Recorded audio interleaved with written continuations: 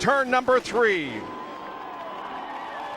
And listen to the crowd as they acknowledge Jeff Gordon when he goes by. It's an unbelievable situation in Indianapolis.